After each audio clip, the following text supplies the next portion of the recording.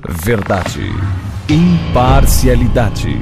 Começa agora o programa A Hora da Verdade. A apresentação: Carlos Frederico Gomes.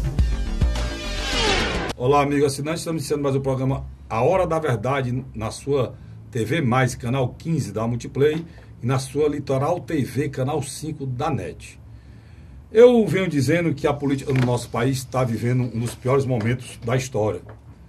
Quase todos os comentários iniciais desse programa, eu digo sempre que nós vivemos um dos piores momentos da nossa história.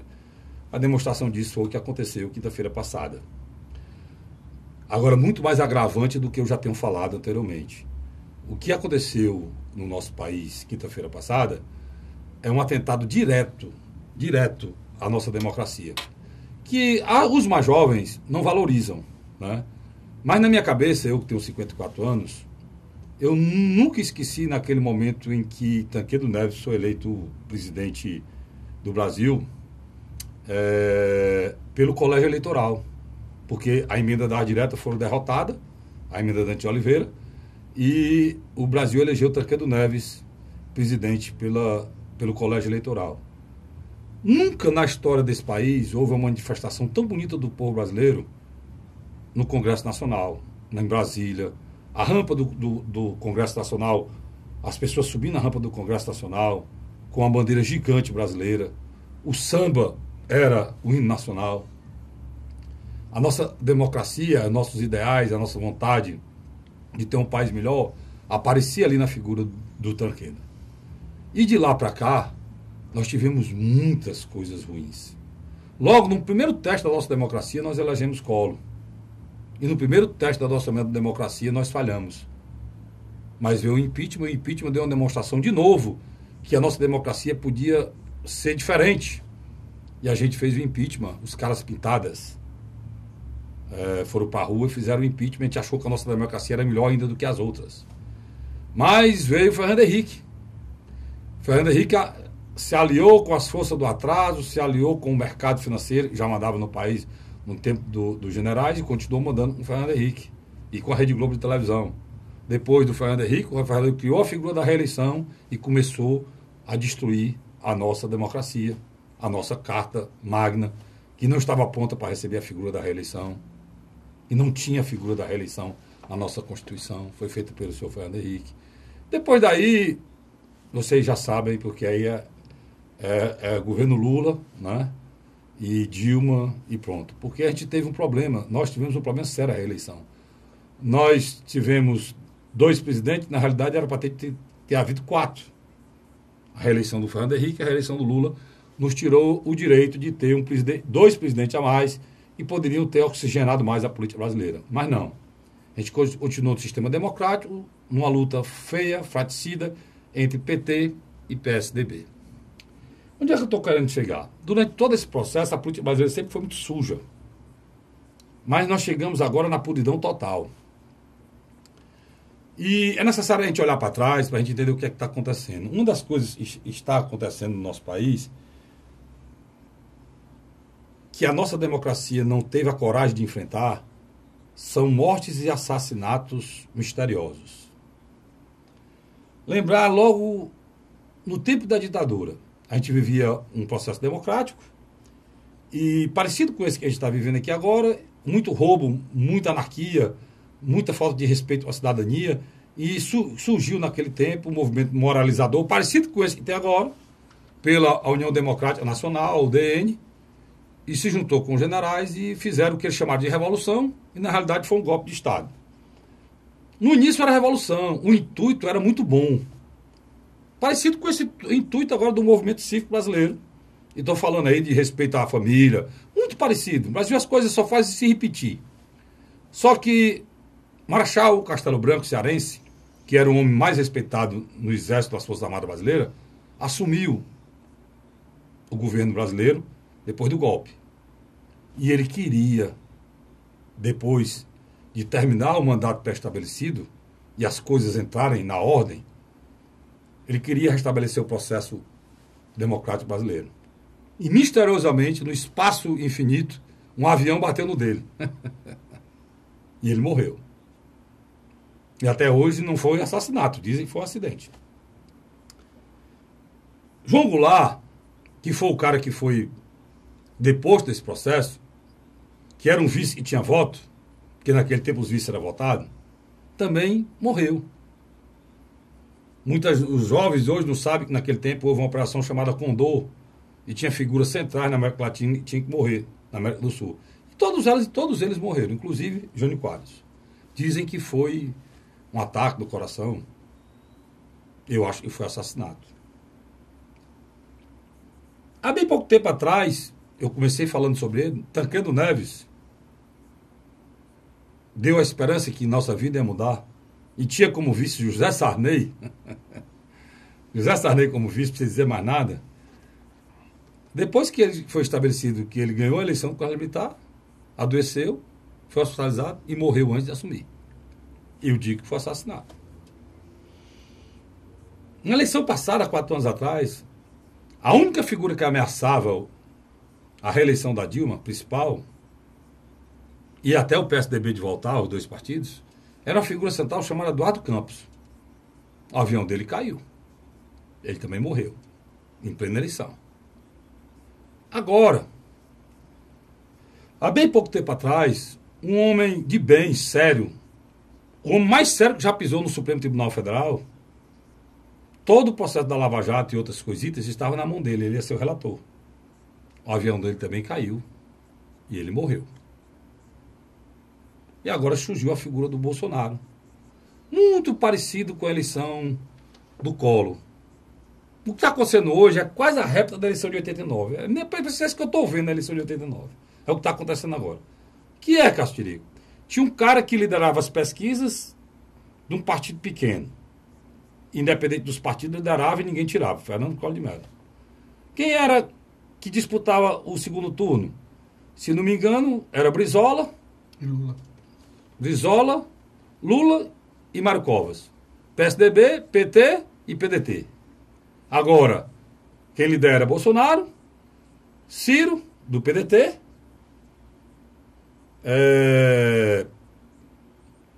o Haddad, do PT, e o Alckmin, do PSDB. A mesma coisa. Só que agora, as chances do Bolsonaro ganhar, e muita gente relativizou, né? Achava que ele não teria chance, Bolsonaro hoje já está garantido o segundo turno. E mais ainda pelo atentado que fizeram com ele quinta-feira. Só que agora o Bolsonaro está no hospital, está se recuperando, já saiu da UTI. Mas ele poderia ter morrido. E a facada que atingiu o Bolsonaro, na realidade, podia ter atingido de morte a nossa democracia. Porque o Bolsonaro é um militar. E representa todas as categorias militares desse país. O que tu está falando, Castirico? O Exército, a Aeronáutica e a Marinha. Mas não é só isso. Policiais militares, bombeiros, policiais de uma forma geral. Esse é o primeiro eleitorado do Bolsonaro. E aquele rapaz que hoje tem 4 advogados de renome defendendo e ninguém sabe quem paga, poderia ter dado uma facada na democracia brasileira. E eu rezei muito para que o Bolsonaro saísse vivo dessa, e graças a Deus ele saiu. Para que o nosso país não retrocedesse há anos, há um milênio, ao século passado, né? Para a gente começar tudo do zero. Democracia é um regime bom? É não. Mas simplesmente é o melhor. Ele é bom? Ele não é. Mas dos que existem, ele é o melhor. Não presta, não. Mas dos que existem, ele é o melhor. Ele é o único em que o cidadão pode ser ouvido. E eu vou dizer uma coisa para vocês. Esse atentado a Bolsonaro pode restabelecer um medo que a gente já tinha perdido, que é o medo do retrocesso. Hoje, eu tenho medo desse retrocesso, porque o Brasil hoje, ele é muito mais raivoso, muito mais nervoso, muito mais odioso do que no tempo, em 1964, quando foi o golpe militar, a revolução, como queiram. há 54 anos atrás. O Brasil é muito mais violento do que naquela época. Naquela época não existia violência, não existia armas. As coisas eram resolvidas na discussão mesmo. Hoje não. O Brasil é o país das armas. É o país da violência. São 65 mil mortos, assassinatos anuais. E o Brasil não está em guerra. Você imagine o Brasil metido numa guerra civil, com essa quantidade de armas espalhadas dentro desse país. A nossa situação é muito grave. Tem gente que não entende e não enxerga isso. Talvez porque não olha para o passado. Talvez porque estão queimando até o nosso passado. Queimaram o nosso passado agora no Museu Nacional e estão queimando o nosso passado. Mas é preciso que te lembre, para que a gente não caia num beco sem saída como estamos entrando.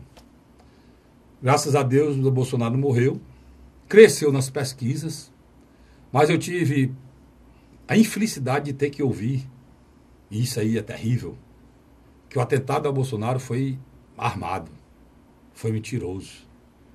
As pessoas conseguem fazer uma mentira em cima de uma tragédia. Para você ver a que ponto está chegando a molecagem e a palhaçada das eleições do nosso país. Além de ser uma coisa muito séria, porque o cara é militar, representa as Forças Armadas e tem um atentado contra ele, as pessoas ainda partem para mentir em cima de um fato terrível que foi esse atentado ao Bolsonaro. E esse atentado ao Bolsonaro é um atentado a todos nós, que vote ou que não vote nele, porque é um atentado à democracia. Eu que não tenho candidato, não tenho, mas não tenho mesmo, não consegui ainda identificar, porque a sujeira é tão grande nessa molecagem da política brasileira, e sinceramente não me dá vontade. Eu não me sinto contemplado com o meu espírito de carinho cívico que eu tenho ao meu país, com nenhum dos que estão aí. Eu estou analisando dois, mas vira e mexe eu dou um pé atrás, porque eu não sei o que essas pessoas realmente falam ou realmente querem, porque os passos são arquitetados de acordo com a politicagem, não de acordo com a necessidade do meu país, não de acordo com a seriedade que o movimento requer que a gente tenha, não de acordo com o espírito público que eles deveriam ter para o momento de tragédia que a gente vive.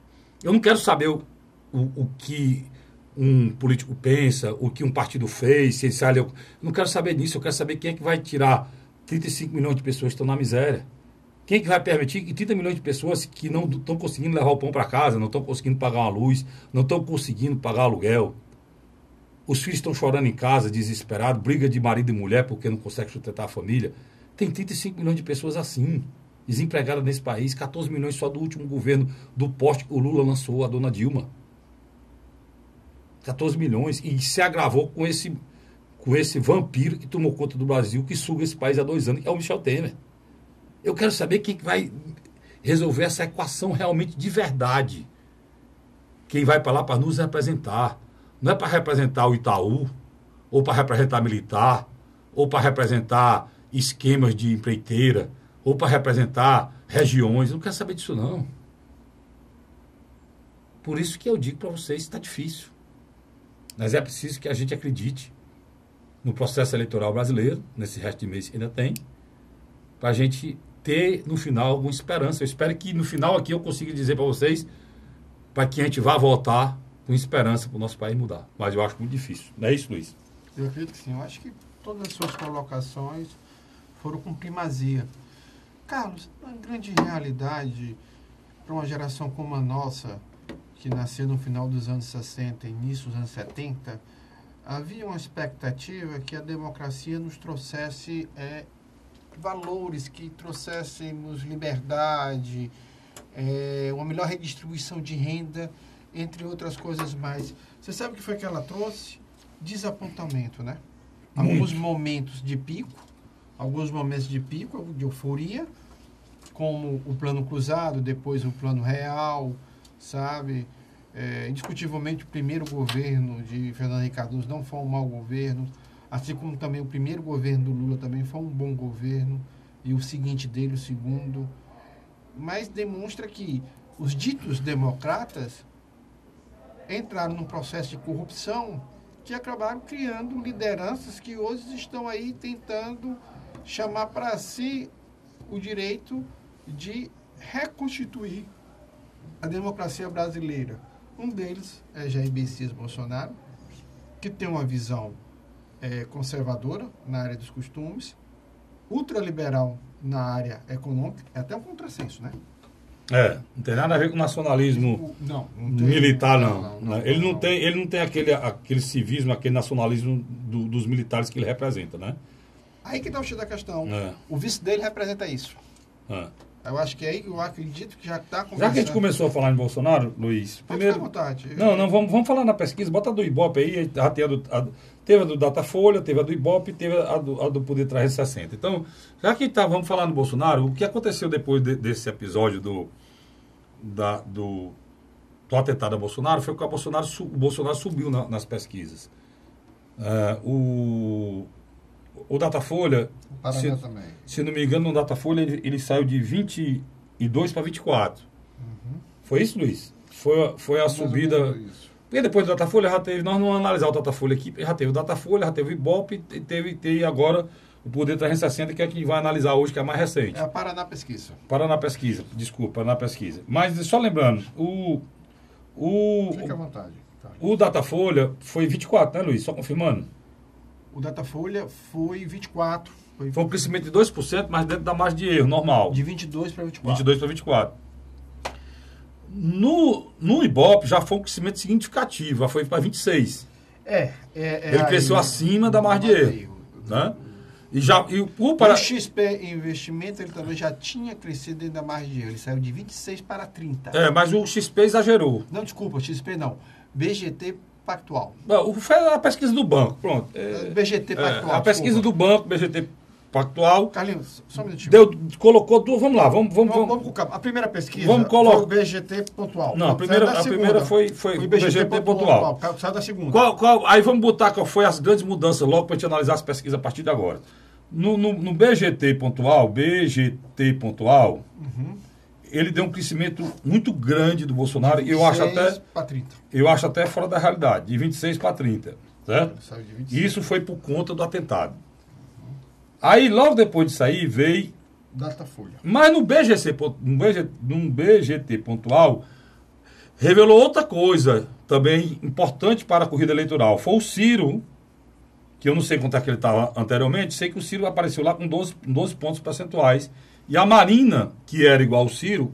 De 11 caiu para 8. A Marina caiu para 8.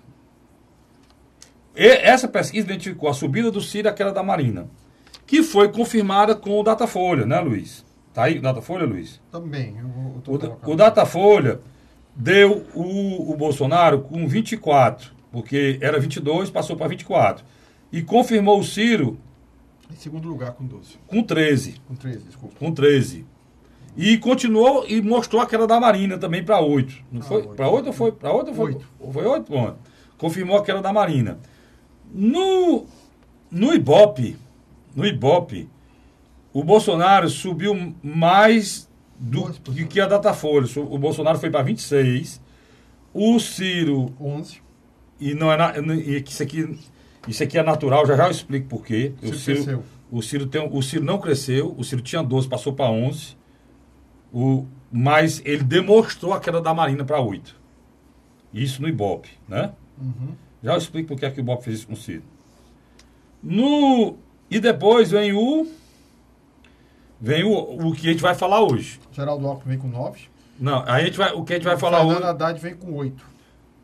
Os outros dois, mas vamos falar dos outros. Eu estou falando na mudança. Os outros dois continuam praticamente do mesmo jeito. Então, Geraldo Alckmin e houve a mudança do Haddad também, que nós temos que falar aqui também. Já nós vamos falar. Só um instante aqui. Eu quero botar a do Paraná Pesquisa, né? Eu estou com ela aqui. No Paraná Pesquisa, o Bolsonaro foi para 26. Houve um crescimento. Grande também. O Ciro ficou praticamente 12, é 11,9%. 12%, pode fechar 2%. A Marina 8,7%. houve a queda também para 8,7%. Você pode botar também. O Haddad subiu para 8,3%. E o Alckmin aí, meu chefe? O Alckmin está com 8,7%, também pode-se dizer. 8,7% o Alckmin? 8,7%. Fernando Haddad do PT. Peraí. Marina Silva com 10,6, Luiz. Marina Silva, né? Marina Silva com 10,6, não é isso? Exatamente. Não é isso? Exatamente. Ou não? Alckmin com 8,7. Alckmin com 8,7 e Haddad com 8,3. Pronto. Essa é a pontual, a última que saiu agora, hoje. Praticamente. Paraná Pesquisa. Pronto. O que é que eu estou querendo dizer com isso aqui? Vamos analisar as quatro, porque as quatro mostram o mesmo cenário. As quatro mostram que o Ciro subiu, é o segundo colocado, que a Marina está em queda e que o Haddad está subindo e que o Alckmin está encruado. Já é isso, Cacete, encruado. O menino está se abrindo aqui, o Vicente, encruado é quando você bota uma coisa na panela para ela ficar mais mole, em vez de ficar mole, ela fica mais dura. Pois tá caro. E você bota um pé de porco para fazer uma feijoada, Luiz, e se não cozinhar na panela de pressão, ele encroa. Quando ele encroa, é a mesma coisa do Alckmin, analisando o Alckmin. O Alckmin... Só interrompendo você, mas só para corroborar, pelo amor de Deus, ex-governador. Nós vamos já para lá. Paraná, pronto, nós vamos já para lá. E o governador. Pronto, nós vamos explicar porque é que o Alckmin encruou. Vamos por parte aqui, nós vamos falar só das pesquisas, a gente vai por parte. Vamos para o Bolsonaro. Bolsonaro subiu mais ainda na pesquisa. E nessa última pesquisa do Ibope, na pesquisa do Datafolha tem uma coisa muito, muito difícil para o Bolsonaro, que é a rejeição, que é muito alta, né, Luiz? Rejeição muito alta. E na pesquisa do Ibope, tem muita gente zangada do Bolsonaro, fica infeliz. Na pesquisa, por exemplo, na pesquisa Datafolha, isso é uma coisa interessante para o Ciro. Aí eu já falo do Bolsonaro. O Bolsonaro aumenta, mas o Ciro aparece o único cara que ganha de todos os candidatos no segundo turno. E o Ciro, dos 5, aparece com uma rejeição mais baixa. E o Bolsonaro aparece com uma rejeição alta, né? Isso é uma coisa interessante. Aí o que apareceu de ruim no Datafolha do Bolsonaro, estou falando dele, de ruim do Datafolha do Bolsonaro foi a rejeição. E o crescimento poderia ser menor e a história do segundo turno. Já no Ibope, para o Bolsonaro foi melhor. Porque já mostra o cenário, e o Bolsonaro empata com o Alckmin, empata com a Marina, e só ganha. E ganha do Haddad e só perde para o Ciro. Sabe? Esse é um ponto. Nós vamos ficar só no Bolsonaro, depois a gente vai indo para os outros. E agora no Paraná Pesquisa, Luiz? Também é o mesmo cenário do Ibope. O mesmo cenário do Ibope. Ou seja, perde para o Ciro, ganha do Haddad. Isso tudo tenta mais do erro, empata com os outros dois. Exatamente. Pronto, então, colocando uma coisa Deixa que... eu só lhe explicar uma coisa bem rápida. Pois não. O BGT Pactual, telefone. Ibope e Paraná, a domicílio. E Datafolha escolhe locais específicos, onde tem fluxo de pessoas e entrevista. Pronto, em cidades. Cidades. Então, nós não temos... Quando a gente fala telefone, antigamente a gente falava telefone e achava uma pesquisa universal, mas vocês estão enganados. Celular hoje todo mundo tem. Então, você faz em qualquer interior, faz em qualquer lugar, não tem esse negócio não. Se quiser souber fazer um relatório bom, né? Você faz um questionário bom. Que não deve ser longo. E fazendo democraticamente em todas as regiões do país, ele pode pegar. E não pode ser longo. Mas nós vamos continuar. Nós estamos analisando Bolsonaro, eu vou para o rápido intervalo, volto já. Continuando analisando Bolsonaro. Eu vou aqui de um por um, eu, Luiz, para que você possa entender o cenário, para que você possa entender. Nós vamos dizer agora o que o pessoal do Bolsonaro tem que pensar para fazer para ele ganhar a eleição. Eu vou dizer isso para cada um. Nós vamos falar do Bolsonaro já, eu, Luiz, analisando essas pesquisas, as 4, né, Luiz? Que a gente tem aqui em mãos, tá bom? Sai daí não, a gente volta já. A Hora da Verdade.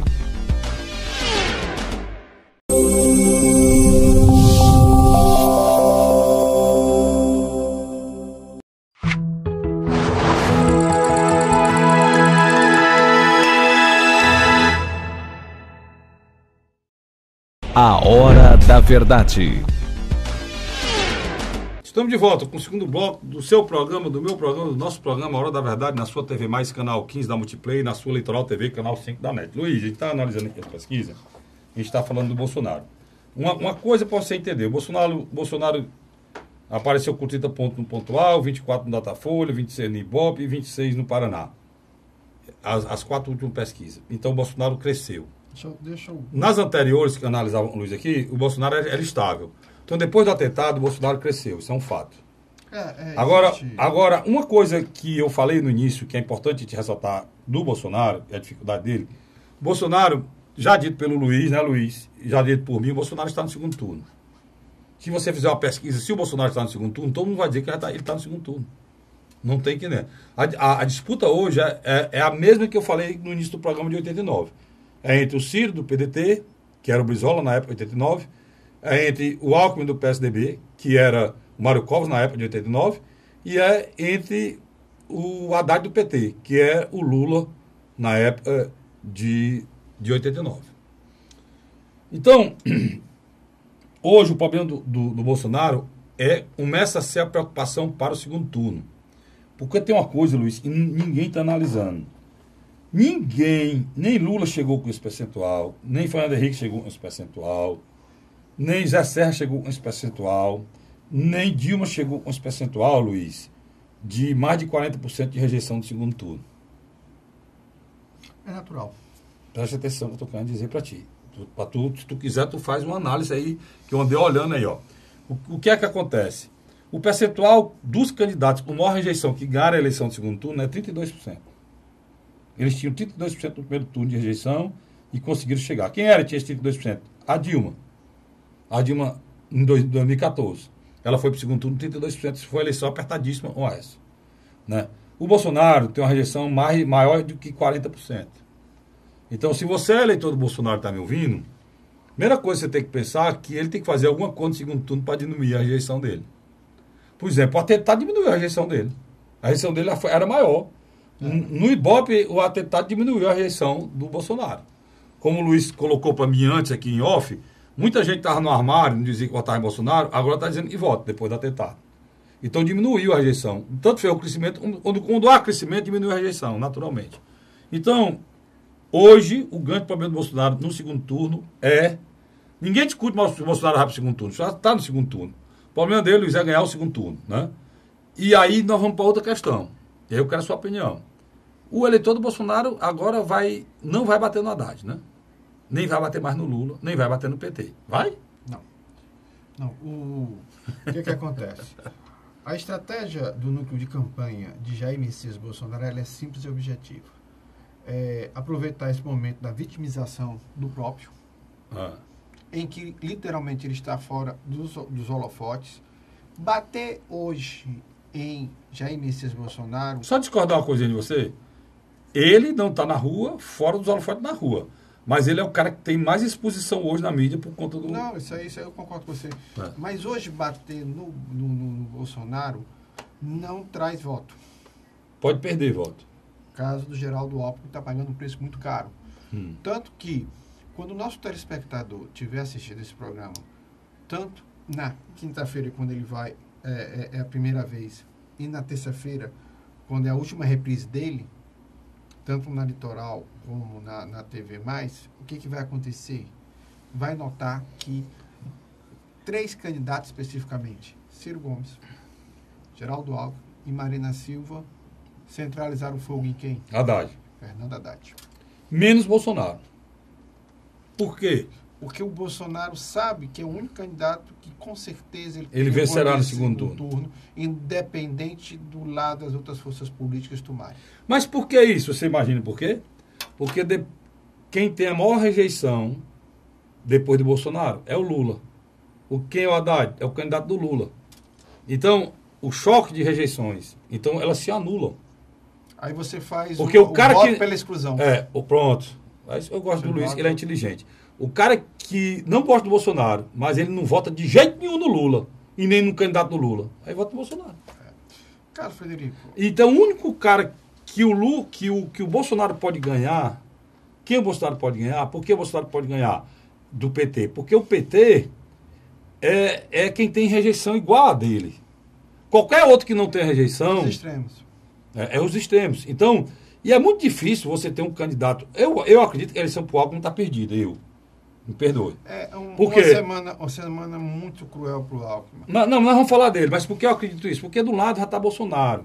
Então, quem vai contrapor ao Bolsonaro não é um modelo neoliberal, e é o do Bolsonaro é o mesmo do Alckmin. Não é um modelo de direita, de centro-direita, tem que ser uma esquerda. Quem defenda Bolsa Família, quem defenda a população mais pobre.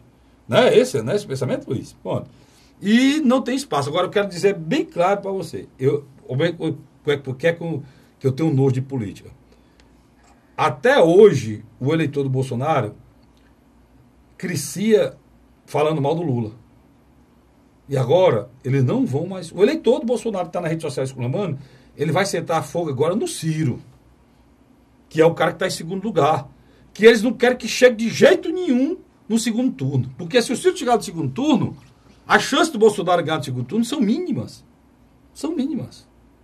São mínimas. O Ciro é o cara que pode chegar no segundo turno e ter o apoio do Alckmin. O Ciro é o cara que pode chegar no segundo turno e ter o apoio da Marina. O Ciro é o cara que pode chegar no turno vai ter o apoio do PT. Do PCdoB. Do PCdoB. Então, PSB. do PSB. Então, ninguém quer que o Ciro... O próprio Centrão. O próprio Centrão. Pois é, o eleitor do Bolsonaro não pode nem sonhar que o Ciro chegue no segundo turno. Então, alertando logo para você aqui. Daqui para o dia 7 de outubro, o meu aniversário, vai ter tudo que é denúncia possível e imaginável do pessoal do Bolsonaro nas redes sociais contra Ciro Gomes. Já começou. Mas a estratégia... Já começou. E já que eu estou falando de Ciro Gomes, a gente terminou o Bolsonaro... Mas aí eu queria só pegar um gancho para entrar no Ciro. Bom. O que acontece? Qual é o único erro... Senão não dá tempo de terminar todos, né? Mas qual é o único erro da estratégia do Jair Messias Bolsonaro? E não entrar em confronto com o Fernando Haddad. O eleitor, ele tem uma certa sabedoria, uma certa esperteza. Ele sabe que se Fernando Haddad perde para Bolsonaro no segundo turno, ele vai atrás de um candidato mais competitivo, que ele não quer o Bolsonaro. O que vai fazer? Ele olha e diz, a Marina, poxa, mas a Marina está num processo de decrescente. Não chega. O Geraldo Alckmin, literalmente, é como você falou, estancou. O Ciro Gomes pode ser aquilo que nós chamamos da esperança do voto útil. Mas bora lá para o Ciro Gomes agora, que você iniciou. Ciro Gomes tem uma estratégia que eu já disse na eleição passada, no programa passado, eu repeti aqui agora. Ele não quer o voto, ele sabe que jamais terá um voto do Bolsonaro a favor dele. O cara que está convicto de votar no Bolsonaro jamais vai votar nele. Mas aquilo que nós falamos. Ele pegou pesquisas qualitativas e Pronto. quantitativas. E o eleitor não tem esse perfil. Traçou e os marqueteiros disseram, o Ciro é o eleitor de centro-esquerda.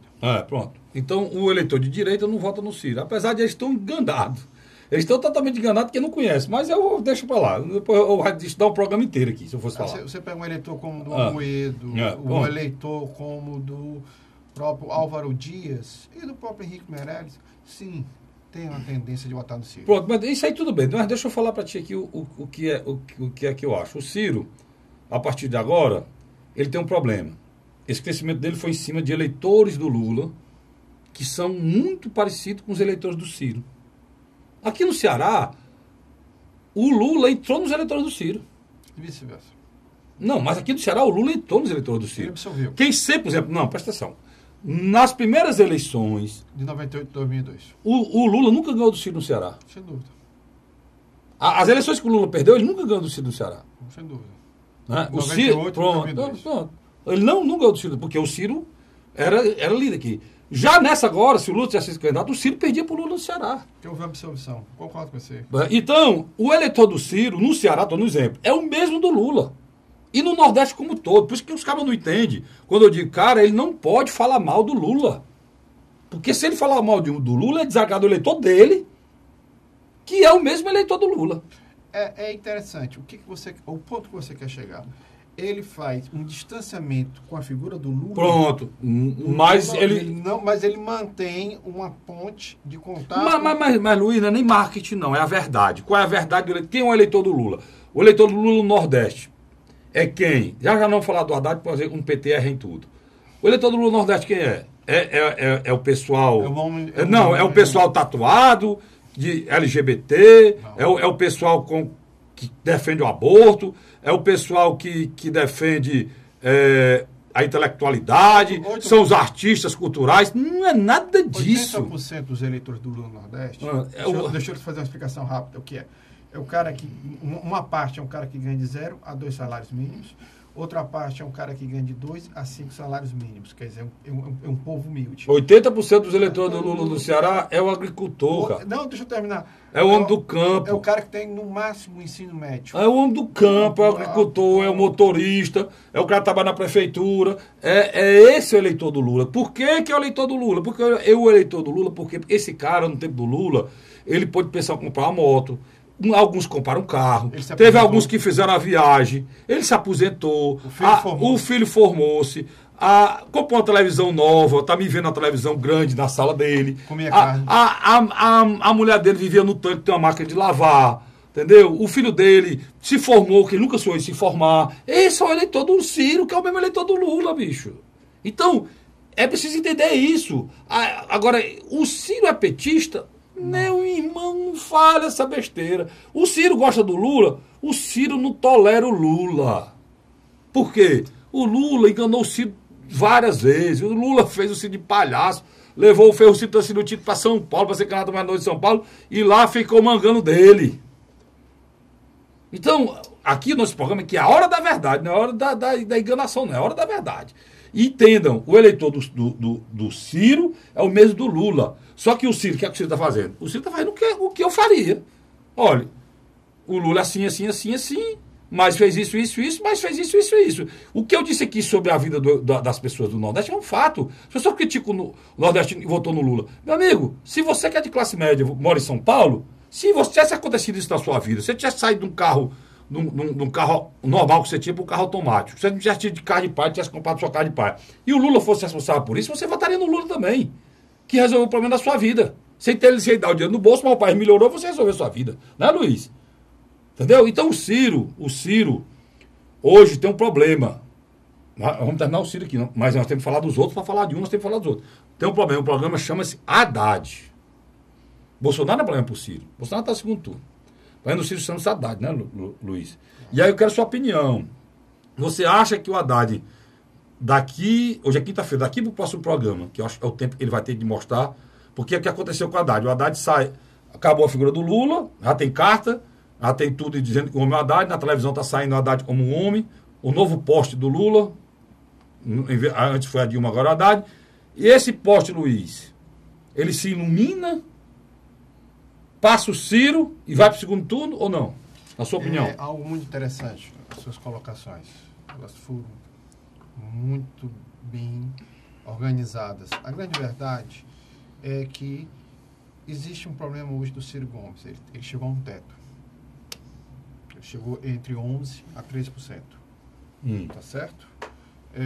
O Haddad, ele também terá um teto aproximado também entre 12% a 16%. Por que eu estou dando um teto maior para o Haddad? Porque é indiscutível que existe um cabo eleitoral que o Ciro não tem, que é o Lula. E o Haddad é um ventríloco. É o boneco. É o poste. É o poste. Mas quer dizer, literalmente ele não vai falar por si, ele vai falar o que o Lula mandar. Não, eu achei engraçado, falando isso aí. Tem a carta que o Lula fez apresentando o Haddad, e que ele disse que ele não era candidato. A carta tem assim uns 20 parágrafos. Os 10 primeiros parágrafos, o Lula não fala no Haddad. Agora, ele só fala dele. Aconteceu isso. Aí lá no final diz, por isso que eu estou apresentando o companheiro Haddad. Tá, que aqui no Nordeste é chamado de Andrade, né? Agora, onde é que está o erro da minha teoria? Porque quando eu construí a minha teoria, eu trabalhei... Eu questionei sua teoria, inclusive. Não, mas trabalhei minha teoria, eu trabalhei em cima de um universo de mais ou menos 25% a 31% dos votos válidos para o Lula. O que está acontecendo? Onde é que eu estou errando? Que pode acabar o Ciro indo para o segundo turno? Os 8% de Marina Silva... Pode diminuir. É um eleitorado que já se divorciou do Lula. E pode diminuir. É um cara de centro-esquerda e centro-direita. Aí entra o que você falou no bloco anterior. O Ciro pode ser o voto útil. É o voto útil. Pronto. Aí entra o que você falou. Me lembrei do que você falou. Não é da minha cabeça, na sua cabeça. Quando você falou no voto útil, falou na Marina, você estava falando e eu pensando. Então, se o eleitor da Marina vê que a Marina não tem possibilidade de subir, ele não quer perder o voto dele, sai da Marina e vai para o Ciro. Ele não vai para o Haddad. Por isso que o Ciro Porque não esse bate voto, na Marina. esse voto é dissociado da Marina. Então, aí que está o jeito da questão. A salvação do Ciro, na minha avaliação hoje, É a Marina. é a Marina Silva. Pronto. Perfeito. E eu acho que só quem falou isso no Brasil foi nós dois, viu? Eu acredito que sim. Até agora. Acredito que sim. Essa é a situação do Ciro. Então ele tem chance de chegar ao segundo turno mesmo até com o crescimento do Haddad. Que o voto útil da Marina, para o cara não perder o voto, ver que ela não pode chegar, vai morrer na praia, não, eu vou para o Ciro, porque eu não vou perder meu voto, eu vou para o Ciro. O Ciro tem o perfil da Marina, é um cara dissociado do Lula e ao mesmo tempo com o mesmo pensamento da Marina. Vou dizer uma coisa para vocês. Com certeza que eu não errava isso aqui nunca. Se a Marina fosse presidente, o Ciro era ministro. E se o Ciro for presidente, a Marina é ministra. Estou errado, Luiz? Por aí. Não tem nem dúvida. Por aí. Pode anotar o que eu estou dizendo. A não ser que ela não queira ser, mas ela indica o ministro do Meio Ambiente, né? E o Ciro, com certeza, seria o ministro dela ou da Integração Nacional. Da Fazenda não, mas da Integração Nacional ou da Educação, com certeza ela daria, né? Pelo know-how que eles têm nessas duas áreas, né? Sem dúvida. Pronto, esse é o primeiro ponto. Então, já foi o Ciro, né? Então as chances do Ciro ir para o segundo turno São essas. são grandes. A chance do Haddad é grande, só que já terminando aqui o Haddad para a gente poder ir para o terceiro bloco, a gente vai falar do Alckmin, mas eu quero terminar, eu vou deixar o Haddad para o final, que tem algumas coisas que é preciso, para o terceiro bloco, que é preciso ser saber do Haddad. O Lula errou no cimento do poste. Já eu explico por quê. Eu volto já. A Hora da Verdade.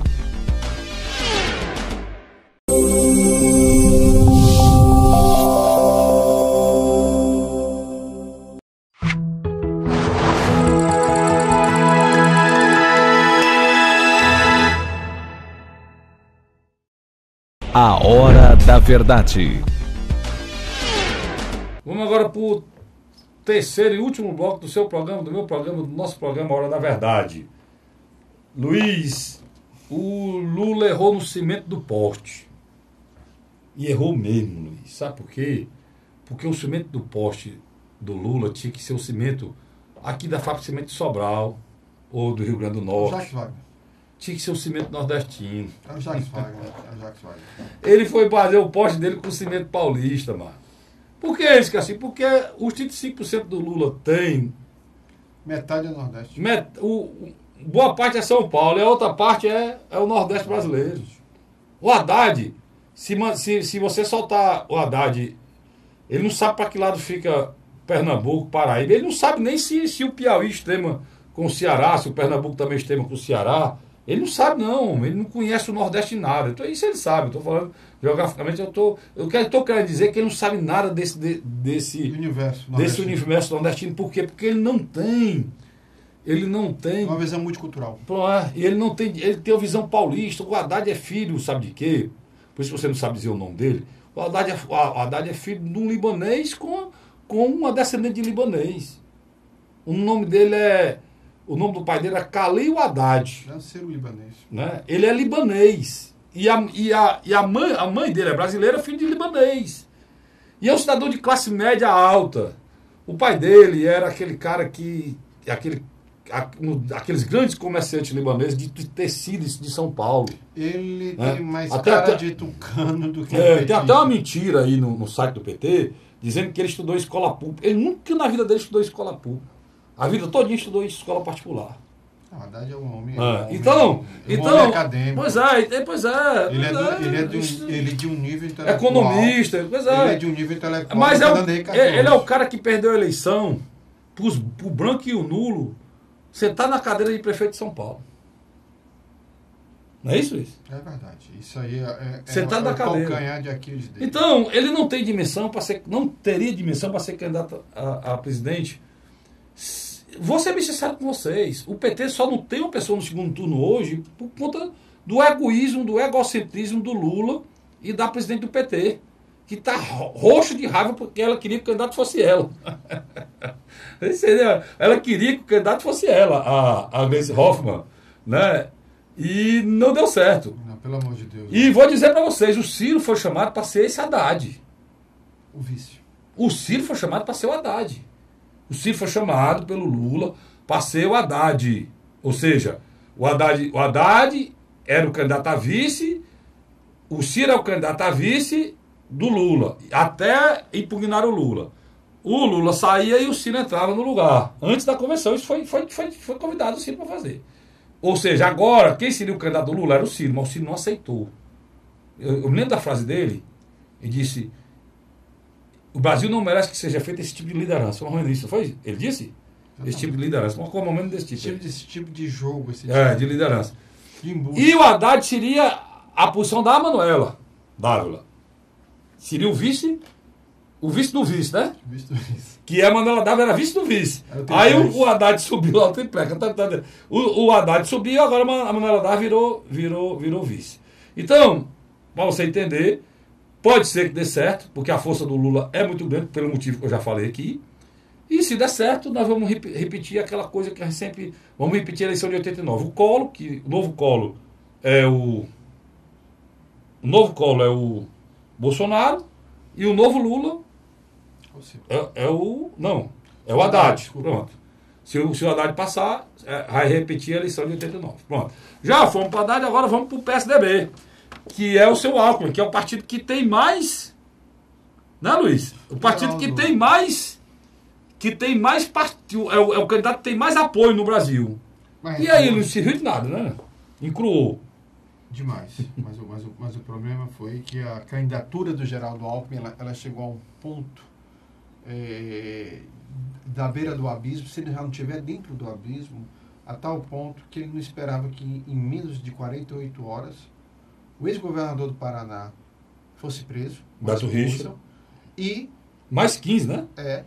O ex-governador, a mulher dele, mais 15, secretário, irmão. Enquanto ele explicava o incidente do PSDB do Paraná, no outro dia de manhã a Polícia Federal invade o gabinete do governador Azambuja do Mato Grosso do Sul. Do PSDB também. Então você vê como é que você pode... E o Alckmin falando em tolerância zero com a corrupção. Vamos lá, tolerância zero com a corrupção do Alckmin. Ele está sendo acusado de um esquema do Rodonel em São Paulo, dele governador. E do esquema de desvio de merenda escolar em São Paulo, ele governador. Aécio Neves é o único político na história do Brasil que foi pego com dinheiro, com chip, com mala, uma irmã, e ele dizendo que se o cara abrisse a boca mandava matar, e ele pedindo dinheiro ao Jorge Batista. Aécio Neves é a grande vergonha do PSDB nacional. Minas Gerais, né? Eu falei São Paulo. Tem uma peça publicitária lá em Minas Gerais que o cara disse: quando você lembra de fulano de tal, lembra de que? Fulano de tal, lembra de que? E no final da peça publicitária, o cara pergunta: quando você pensa em Anastasia, você pensa em quem?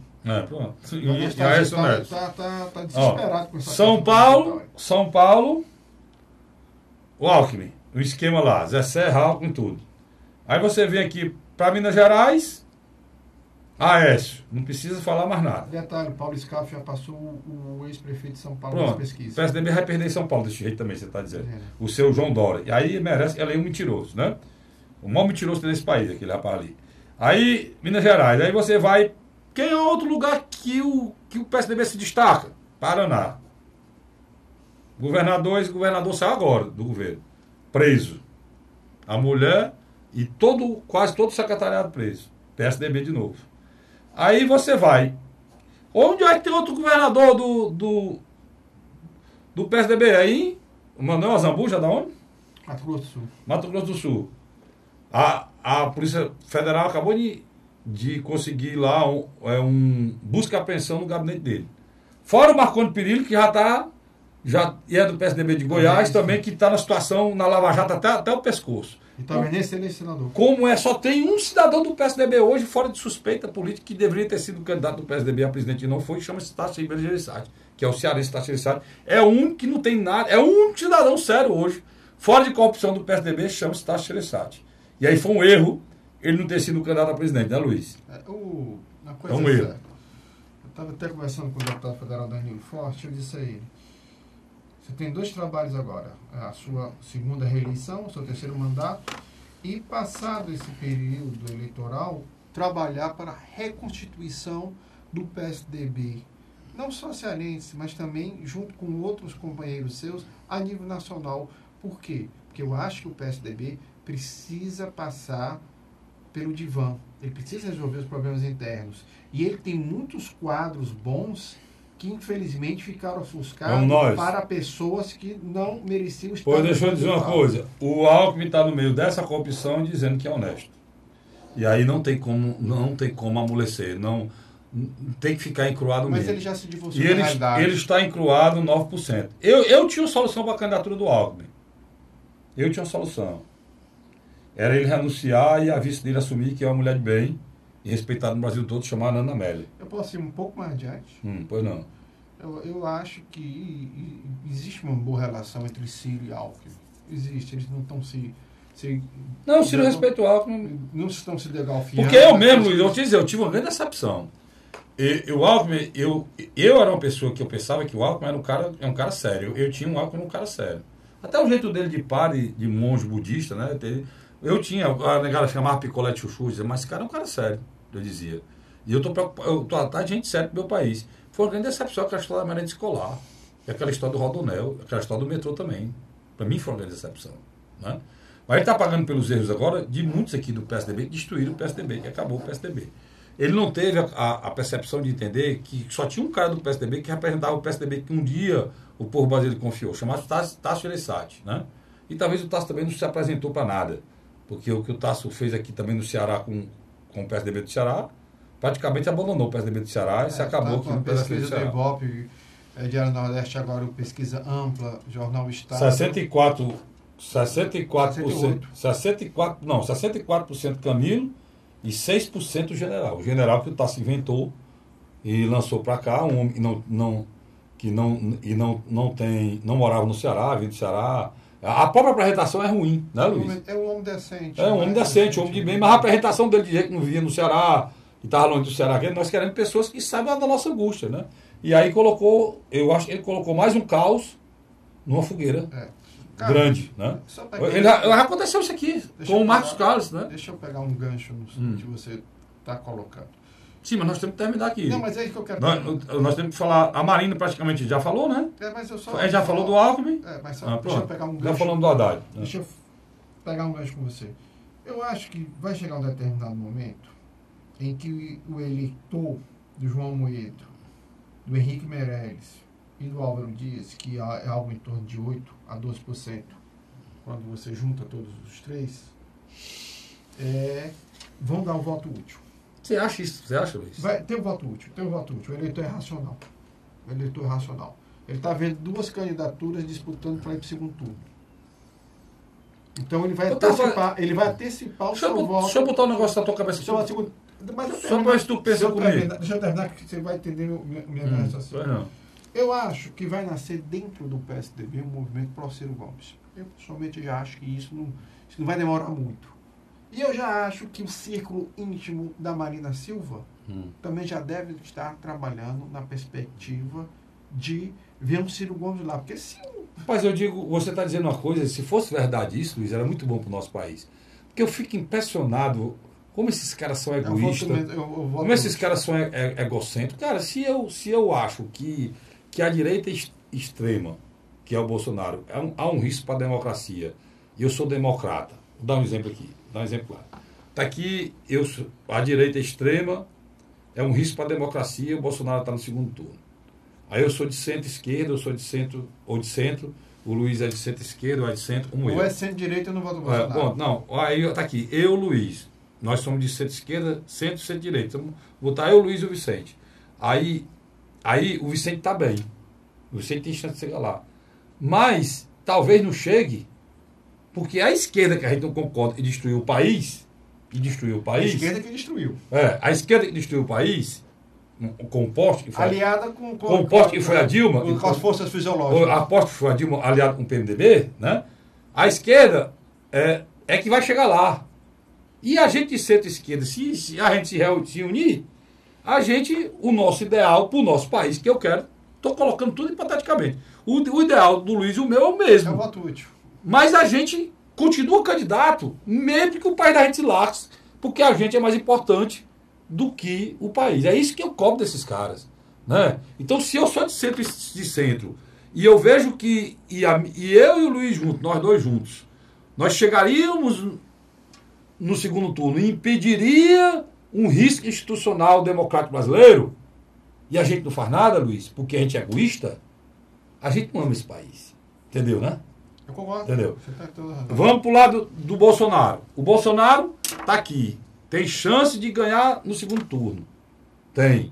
Mas, se ele chegar lá com a rejeição menor, tiver apoio de alguém e pensa igual a ele da direita, ou pensa igual a ele, assim, em relação ao mercado, É só o Cabo Daciolo. o Cabo Daciolo, Só, né? Ele não tem outro. E o Amoedo, em termos de mercado, é.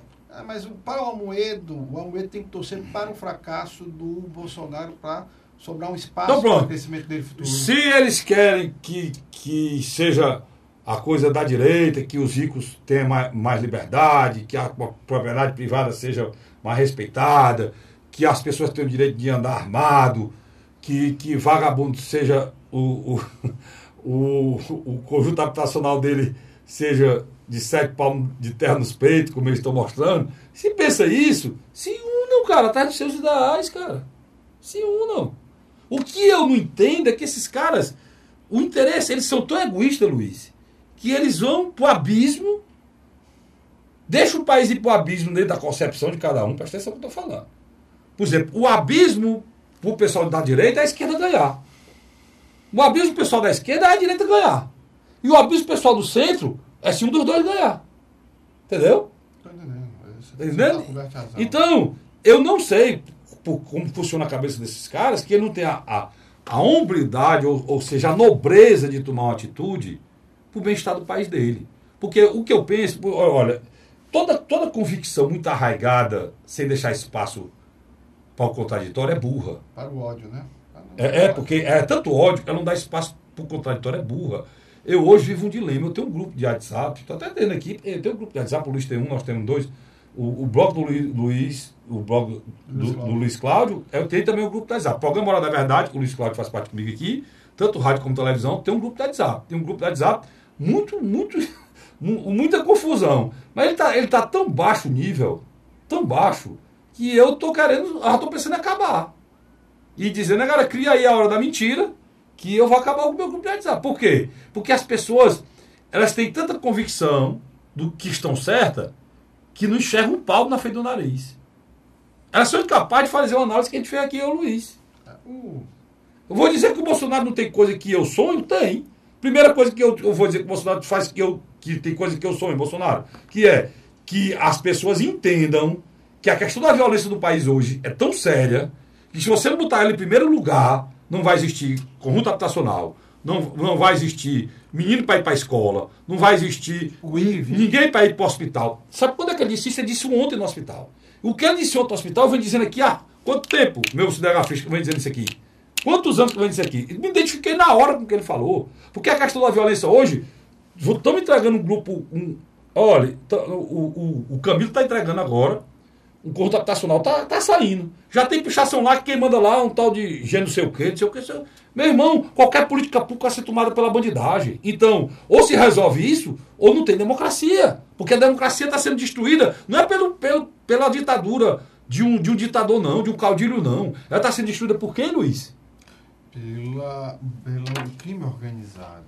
Que está tirando a nossa liberdade. E o Bolsonaro está coberto de razão. O que eu queria é que os outros candidatos acordasse e dissesse, rapaz, realmente ele tem razão em relação a isso. Carlos, o presidenciável Ciro Gomes, ele vai trabalhar com concepção do voto útil. Ele deve bater isso nos próximos dias. Que é o quê? É um eleitor moderado, de figuras como Henrique Meirelles, João Amoedo, Luiz, ele fez isso hoje. Geraldo Alckmin. Ele fez isso hoje. Que ele vai tentar atrair, dizendo, olha, você vai deixar que uma candidatura que representa pensamentos democráticos, sim, mas de um teor conservador muito forte assuma o poder, ou você vai querer que um movimento que não é democrático, o movimento PT, do PCdoB, perdoe, não é democrático. Porque nós sabemos que se o Fernando Haddad crescer, eu pergunto, crescer não, se ele ganhar, ele leva o país talvez até uma guerra. Porque ele desestabiliza muito mais a democracia do que o Bolsonaro. É esses dois casos, Luiz. Todos dois desestabilizam. Mas o Haddad desestabiliza. Se essas pontas chegarem no segundo turno, meu irmão, pena do nosso país. Sem dúvida. Pena do nosso país. Por quê? Porque nós estamos voltando, editando de novo coxinha e mortadela. Só que num país violento. Então, não queira isso para o nosso país, né? Ninguém quer isso para o nosso país. Agora, cada um... Eu queria fazer meu candidato é a soma de vários. O pensamento do Bolsonaro da importância de enfrentar a violência, a concepção de meio ambiente da Marina Silva, desenvolvimento sustentável, a coragem de enfrentamento de salvar o povo brasileiro da mão da especulação financeira que o Ciro tem, dos princípios até que prova o contrário de honestidade que ele tem, né? Que nunca ninguém conseguiu nada contra ele, não tem nada contra ele. A coragem da luta contra a corrupção do Álvaro Dias. Entendeu? Então, o pensamento do Haddad em relação à educação, na ajuda das pessoas, como o ProUni, como a possibilidade do Bolsa Família, aumentar o salário mínimo, esses pensamentos de apoio e de estrutura do Bolsa Família para as pessoas mais pobres, infelizmente não dá para juntar as coisas boas de cada um, e a gente está vivendo esse caldo de muita coisa ruim de todos. Né? É o que eu penso. Eu lamento profundamente, porque é o meu país, eu não pretendo sair daqui, meus filhos moram aqui, meus netos estão crescendo aqui, e eu lamento profundamente a gente viver esse impasse à beira numa eleição agora, no dia do meu aniversário, dia 7 de outubro. Luiz, obrigado, cara. Eu que agradeço. Obrigado por mais uma vez estar aqui analisando isso comigo. Nós vamos, se Deus quiser, fazer isso até o dia 7, se Deus nos permitir, tentando levar para você a verdade nua e crua dos fatos do nosso futuro, que é essa eleição do dia 7 de outubro. Eu acredito que já no próximo programa nosso, a polarização pela segunda vaga entre Ciro e Fernando Haddad vai estar bem clara. A segunda vaga, existe 4 no busca da segunda vaga. Na próxima semana a gente vai ver quem é que está botando a cabeça fora. Até lá, vamos lá.